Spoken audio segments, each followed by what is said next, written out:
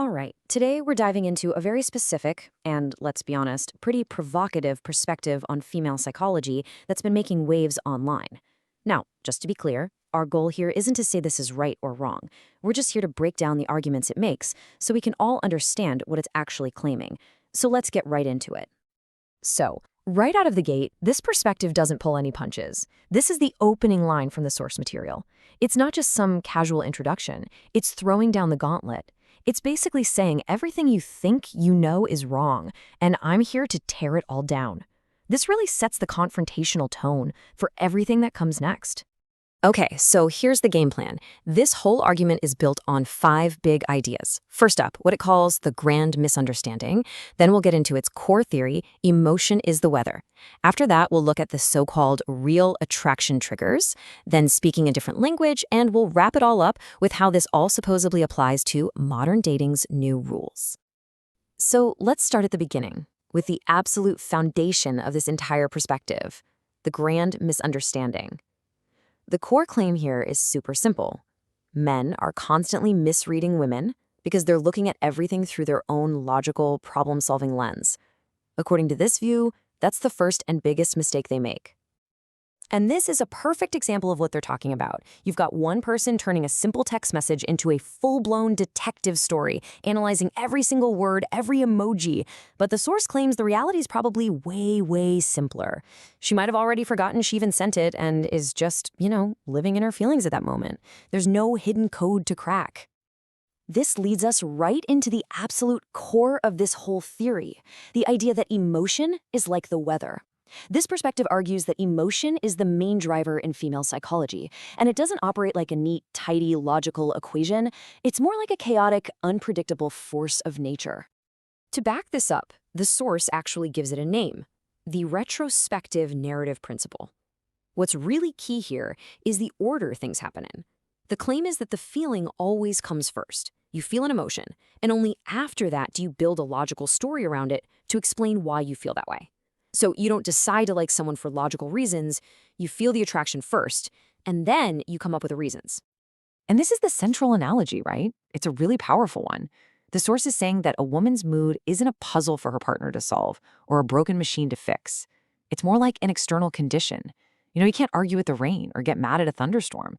You just see that it's happening, and maybe you grab an umbrella.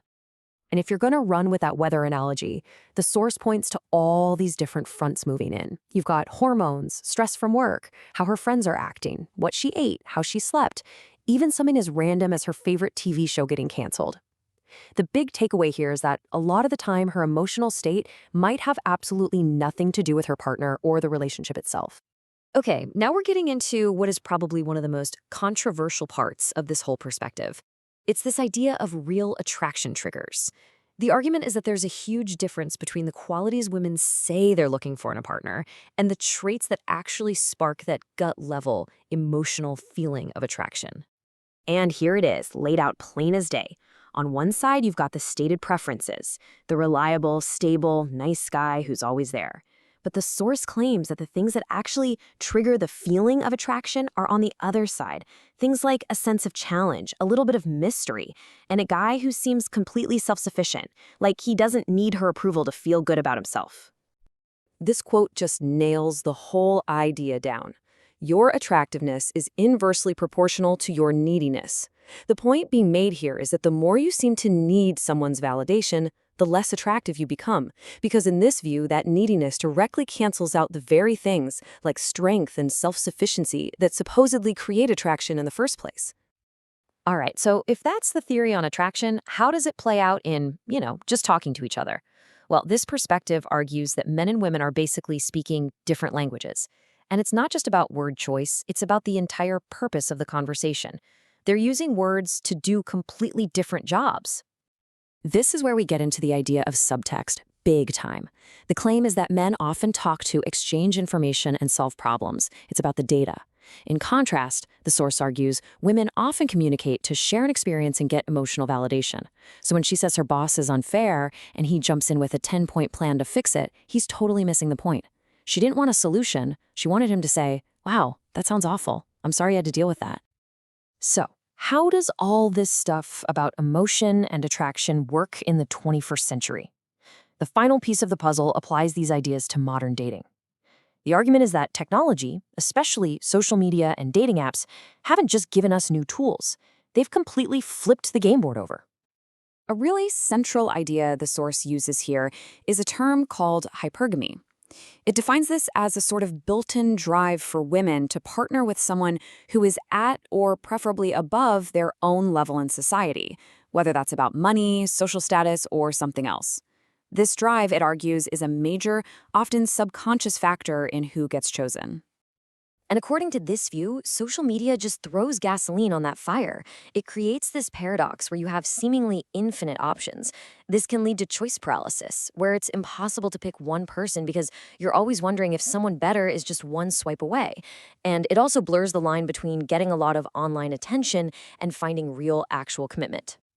So after all of that, after the weather analogies and the communication breakdowns and the dating apps, what's the bottom line?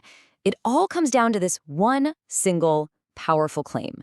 Attraction isn't a choice. And this quote really says it all, doesn't it? The argument is that desire is something raw. It's an involuntary reaction. You can't talk someone into feeling it. You can't perform enough good deeds to earn it. According to this perspective, it's a chemical reaction that's either there or it's not. So we'll leave you with the big question this whole perspective puts on the table. If we entertain its core idea for a moment, that attraction is an involuntary response, not a logical decision, what does that actually mean for how we try to build and keep relationships today? What are the real-world implications of that?